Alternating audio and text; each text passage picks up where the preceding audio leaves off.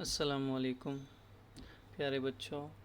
आज हम माहौल के अंदर सबक नंबर 7 देखेंगे, जिसका नाम है रिया की ट्रेन को देर हो गई। ठीक है, हमने सबक नंबर 6 में देखा था रिया का सफ़र, रिया किस तरह से ट्रेन में बैठी और किस तरह से उसने सफ़र किया। अभी वो सफ़र में ही है और 29 मई है आज। ठीक है, और कितने बज रहे हैं? 5 बज रहे हैं। ठीक है, अब हम देखते हैं रिया क्या कर रही है। मैं जाग गई। हमारी ट्रेन किसी स्टेशन पर ठहरी हुई थी। मैंने उठकर खिड़की से बाहर देखा तो सामने दीवार पर घड़ी सुबह के 5 बजे का वक्त दिखा रही थी। कितने बज रहे थे? सुबह के 5 बज रहे थे। इसके बराबर बगल वाले सुतून पर गोल बोर्ड पर वडोदरा जंक्शन लिखा हुआ था। क्या लिखा हुआ था? वडोदरा जंक्शन। भाई अभी तक सो रहा था। उसके बाद हम देखते हैं आगे।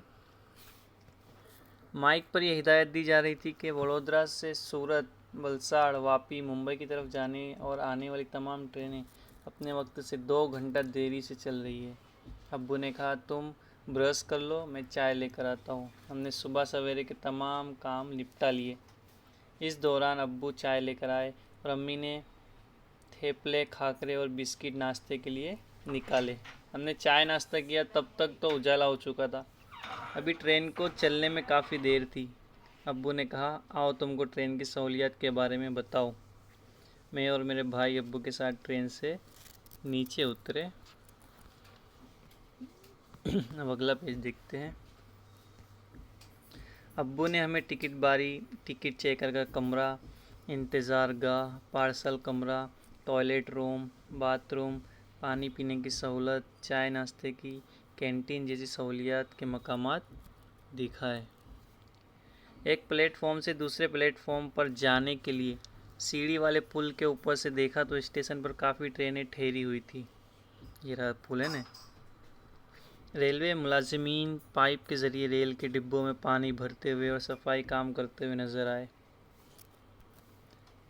कुछ सफाई एहलकार पटरियों के आसपास सफाई करते हुए नजर आए।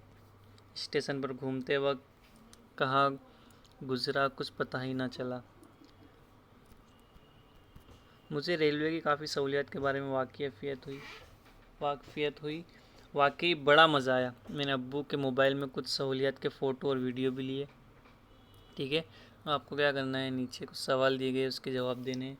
सबसे पहला सवाल है, तुम सोचो रिया की ट्रेन वडोदरा से 2 घंटे देरी से क्यों रवाना हुई होंगी। वो आपको सोचकर बताना है क्यों उसकी ट्रेन 2 घंटे देर से रवाना हुई। दूसरा सवाल है, रिया ने स्टेशन पर किन किन मकामात की मुलाकात की। रिया ने स्टेशन के पर क्या क्या चीज़ें देखी, कौन कौन सी मकामात की मुलाकात ली उसने, वो आपको यहाँ पर लिखना है। ठीक है, अब देखते हैं हम 7 बजे। अब माइक पर हिदायत दी गई कि 2 मिनट में हमारी ट्रेन वडोदरा स्टेशन से चलने वाली है। हम अपने डब्बे में लौट आए और बैठ गए और ट्रेन चल पड़ी। सुबह हो चुकी थी। बाहर काफ़ी खुशनुमा मंजर था। हमारी ट्रेन सड़क रास्ते के बंद फाटक के करीब से गुज़र रही थी। देखो ये रहा फाटक है ना। यहाँ से क्या होता है, जो आने जाने वाले लोग होते हैं, जब फाटक बंद होता है तो वो इस साइड पे ही रुक जाते हैं और जब फाटक खुलता है तो फिर वो अपने अपने रास्ते चले जाते हैं। रोड जो होता है, वो रास्ता जो होता है वो क्रॉस कर लेते हैं।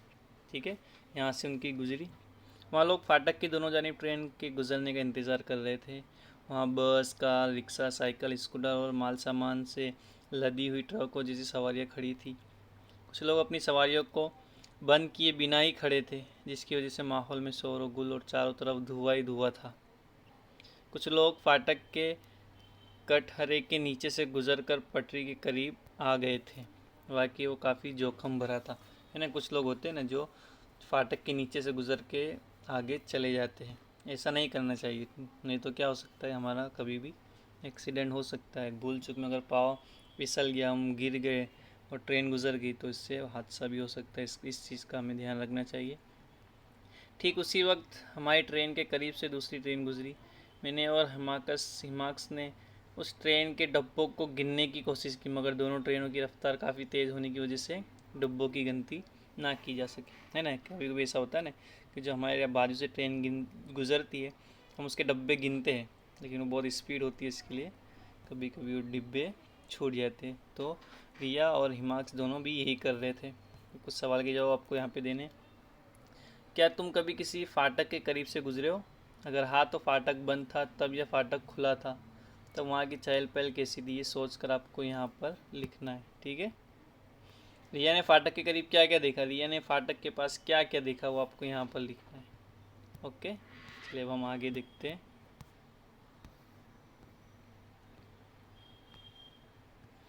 मैं अपनी आंखें बंद करके खिड़की के करीब बैठी थी। अचानक ट्रेन चलने की आवाज़ बदल गई। खड़ खड़ खड़ खड़। मैंने अपनी आंखें खोली। तुम कयास करो मैंने क्या देखा होगा। मेरी ट्रेन बड़ी नदी पर बने हुए पुल पर से गुजर रही थी। है ना, जब हमारी ट्रेन पुल पर से गुजरती है तब कैसी आवाज़ आती है? खड़ खड़ खड़ खड़, है ना। तो रिया ने भी वही देखा। अम्मी ने बताया कि ये नर्मदा नदी का पुल है। कौन सी नदी का पुल है ये?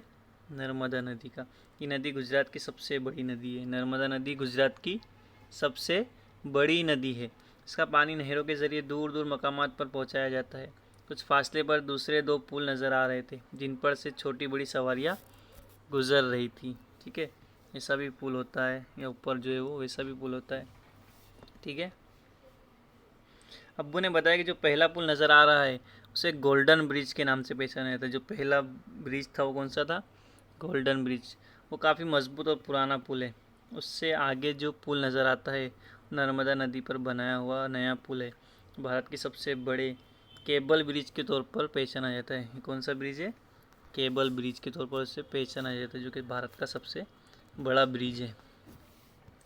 गर्मी का मौसम गर्मी का मौसम होने के बावजूद नदी में काफ़ी पानी था। है ना, दिख रहा है ना पानी। कुछ कुछ मछुआरे नाव में मछलियाँ पकड़ने के लिए जाल बिछाए हुए बैठे नज़र आ रहे थे। पुल काफ़ी लंबा था, लिहाजा ये सब देखने में बड़ा मज़ा आ रहा था। अब्बू ने कहा, जब आप सो रहे थे तब अपनी ट्रेन साबरमती, वात्रक, महिसागर और विश्वामित्री जैसी बड़ी नदियों के पुल से गुजरी थी। अब आगे सूरत के करीब तापी नदी का पुल आएगा, उसे देखने से चौंकना नहीं। तुमने बहुत सारी पुलों को गवा दिया, लेकिन अब ये जो सूरत आने वाला है वहाँ पर तापी नदी है और वहाँ पे जो पुल आएगा वो देखना मत भूलना। ठीक है। अब आगे बाहर के मनाजिर देखने में बड़ा मज़ा आया। नदी किनारे के इलाकों में सब्ज़ फसलों वाले खेत दिखाई दिए। कुछ खेतों में केलों की खेती नज़र आ रही थी। चारों तरफ सरसब्ज दरख्त नज़र आए। ठंडी हवा चल रही थी। ऐसी ठंडी हवा का तजुर्बा मुझे गांधी धाम में भी कभी नहीं हुआ। हम बाहर के माहौल को देखने में मशगूल थे। ऐसे में अम्मी के मोबाइल पर मामू जान का फ़ोन आया। वो हमें रेलवे स्टेशन पर लेने आने वाले थे, इसलिए अम्मी ने खबर दी कि हमारी ट्रेन 2 घंटे देरी से चल रही है। इसलिए 8 बजे 25 मिनट पर पहुंचने वाले थे, उसके बजाय 10 बज के 25 मिनट पर पहुंचेंगे कि ट्रेन 2 घंटे लेट थी। इसके लिए ना कुछ सवाल के जवाब आपको यहाँ पे देने। तुमने पुल देखे? कहाँ? वो आपको बताना है।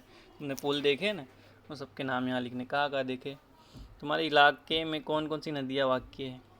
उन नदियों पर किन किन जगहों पर पुल तामीर किए गए, सोचकर बताना है ना। जिस तरह से हमारी तापी नदी है, उसके ऊपर कौन कौन से पुल है? नेहरू ब्रिज है, सरदार ब्रिज है, मक्काई पुल है। ठीक है, उन सबके नाम आपको यहाँ पे लिखने। नदियों पर पुल क्यों तामीर किए जाते हैं? सोचो और लिखो। क्यों पुल बनाए जाते हैं नदियों के ऊपर? आने जाने के लिए आसानी हो, सवारी आसानी से दूसरी जगह पहुँच सके, एक इलाके वाले दूसरे इलाके में आसानी से जा सके, इसके लिए नदियों के ऊपर पुल बनाया जाता है। आपको यहाँ पर लिखना है। ठीक है, अब हम देखते हैं आगे और भी सवाल है।